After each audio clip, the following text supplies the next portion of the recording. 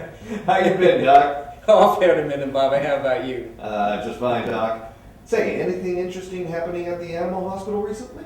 Oh, just the normal stuff. But there was one little incident that kind of perked up the day. Oh, yeah? Yeah.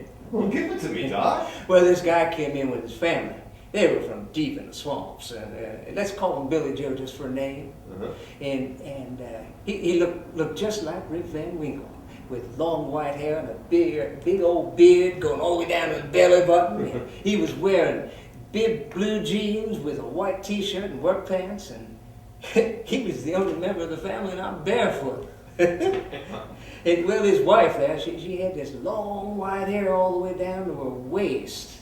She was wearing one of those pale print dresses all the way down to her ankles.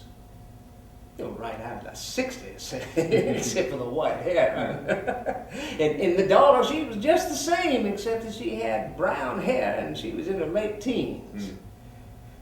Well, anyway, Billy Joe comes walking in carrying this silver Persian cat named Sweetie, and he puts her on the exam table.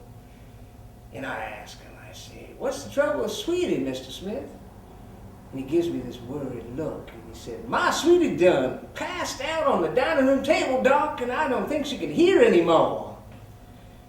Well, I examined Sweetie, and other than the fast heartbeat, she was pretty normal. Other than she didn't respond to noise very well. Well, so I asked him, I said, what was happening to Sweetie when she passed out? And then he tells me. He says, "Well, Doc, I was fixing to clean my shotgun and I looked down the barrel and I didn't see nothing. So I decided to poke the gun out the window and pull the trigger. And lo and behold, the gun went off. And my little Sweetie here, she done up and passed out on the table like she was dead. And then, by golly, she woke up and sat up all wide-eyed and scared to death. But I don't think she can hear anymore, Doc." And so I told him after I caught my breath, I said, "Well, it's a good thing that gun didn't go off when you were looking down the barrel." And he said, "Yep, I suppose it is, but what about Sweetie's hearing?"